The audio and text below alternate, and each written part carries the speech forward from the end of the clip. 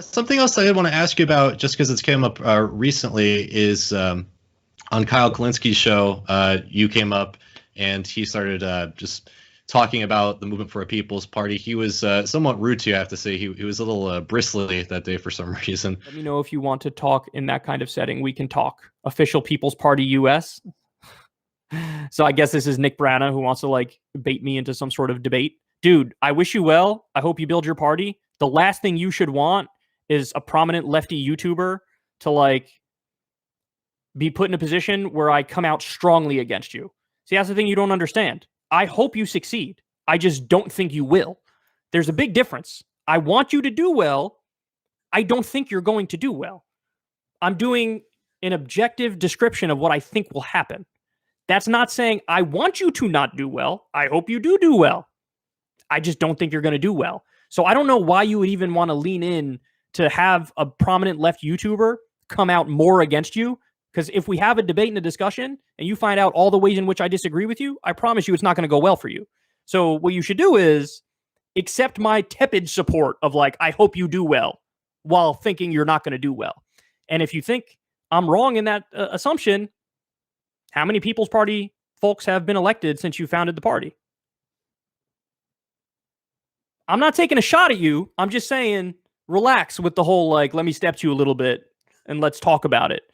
No, I want you to do well. You have good policy ideas, so I agree with you. I wish you well. I just don't think you're going to do well because you haven't fucking done well so far, and I don't see a plan in effect that will make you do well. So, and there's no pithy response of, oh, he's defending the Justice Democrats you can make here, because fuck the Justice Democrats. They failed. They did wrong. They did bad. But that doesn't mean that you're the solution when you haven't had a solution. So, sorry, that's the truth. I wish you well, but I don't think you're going to do well. That's my take on it. And you don't want me to, expound on that more because it won't go well for you. Take off the fucking blinders, son. Take off the blinder. People are holding on to this thing in a religious, cultish type way. This idea of a third party. I'll believe it's going to happen when RC Cola overtakes Coca-Cola and Pepsi. It's not going to fucking happen. It's not going to happen. And again, if you want to try it, go right ahead. I wish you well. I do. I just don't think it's going to work. I'm not going to bullshit you guys and say, we're really close in the next election cycle to having a People's Party president. Or even one People's Party senator. You're not even going to get one fucking senator. Not even one. Not even one. So the fucking difference between me and people like this is that I'm willing to admit Justice Democrats failed. I'm willing to admit that. They're not willing to admit that their third-party attempt failed when it's been tried 1,000 fucking times and it's lost 1,000 fucking times. I'm just curious if you saw that video and what your response to him might be. A little bit of context to that too, and so Kyle, have all the respect in the world for Kyle as a founder of Justice Democrats, and just as one of the most consistent left voices, really. And I think he's done a fabulous job. But obviously, I completely disagree with him on the potential of an independent party. We have not, he said it a few times in the video, that we have not elected anyone. That's because this is the first cycle that we've actually run in and that we're going to be running in. So that would be why. Also, I think that we fundamentally disagree on the utility of forming a new party. Because as we've seen, and as he himself admitted, both in that stream and other places, attempting to reform the Democratic Party, even we've found that even through Force the Vote, the $15 minimum wage fight, the progressives in Congress, who they now have enough power on the margins to deny the establishment its must-pass legislation, to deny Nancy Pelosi her speakership. But what we've seen is, instead of exercising that power to get meaningful concessions for working people, instead of being able to draw the same kinds of lines that Joe Manchin seems to do on a daily basis, for corporations, by saying, Joe Manchin said during the stimulus negotiation, 400 unemployment per week, too much. Take it down to 300. He gets it. Don't want, Student debt relief, included. He gets it. And now Biden's, of course, basically taking that off the table along with the public option and reducing prescription drug costs as a whole with this budget release. And so I would say this really represents Kyle answering a debate that I invited him to back in 2018, in November of 2018, after we saw the results of attempting to reform the Democratic Party in the first cycle. Because coming out of the Bernie Sanders 2016 campaign, I'm sure you remember, there was talk about how we're going to go into the Democratic Party from, Justice Democrats, brand new Congress, DSA, and we're going to just like wipe the floor with them and we're going to throw them all out. There was this really kind of grandiose talk about that, and the results in 2018 really did not match up to that. It was really AOC and Ayanna Pressley were the only two who unseated establishment members of Congress in that race, and AOC was kind of, really the only anomaly, so to speak.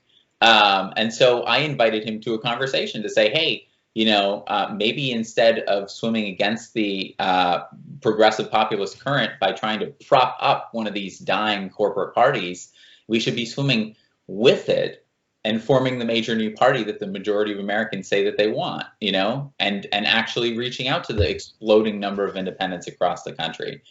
And he didn't respond at the time. And so 2.5 years later, it's nice to see him responding. I'm hoping that you might have seen this, but I'm hoping that as a result, actually, we took the opportunity to invite him to have that conversation again. Let's talk about it. You as a founder of Justice Democrats, myself having helped to found the People's Party. And so let's have a conversation about the strategy that we're going to have as a movement. And, if you think that you have really good points as to why reforming the Democrats or not forming an independent party is really what the movement should be doing, don't keep that to yourself. Share that with the movement. Share that with me so that everybody who is spending time doing this can direct their time towards what is more effective. I got together with Jackson Hinkle, who's a great left YouTuber, podcaster, and he did a couple videos before kind of covering Kyle's response. And then we went on together and invited Kyle to have a discussion about it and say, all right, let's talk about forming a new party versus the Democrats. Let's talk about, this kind of left strategy as a whole, because it's, like I said with him, like, I don't give a damn about being right about anything, like I care about actually being able to get health care. Like I am on the worst version of the Obamacare plan. I'm on catastrophic coverage and I can barely afford that doing the work that I'm doing now.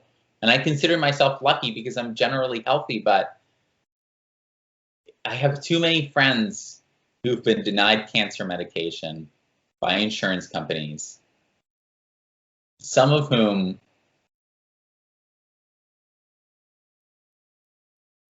we don't, it's unclear what would happen if they didn't get it. And so this isn't about anybody being right, it's just, this is about let's do what's most effective. Let's find the ways to do what's most effective. And all credit to Kyle because Kyle, while he hasn't covered us for the past 4 years, and that's been disappointing, this was actually the most that he's talked about us on air. And he said some things that he's never said before. He says that he hopes we succeed. He says that he supports us, even if it's tepid.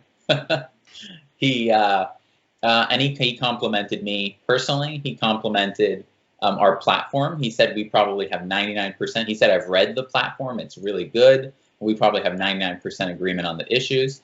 So if, as members of the left that's looking for a path forward and, facing such a bleak future, if we can't find that, and who have so much in common, if we can't talk to each other, then I have real concerns about the future of this country. And so, I'll say it again, is that Kyle, this is an invitation to come to a discussion and a conversation. Let's talk about, the People's Party. Let's talk about a major new party versus reforming the Democrats. And I don't believe in this kind of like acrimonious, cage match type left, debates. Like, I believe in things that will advance the conversation and help people elucidate their own positions.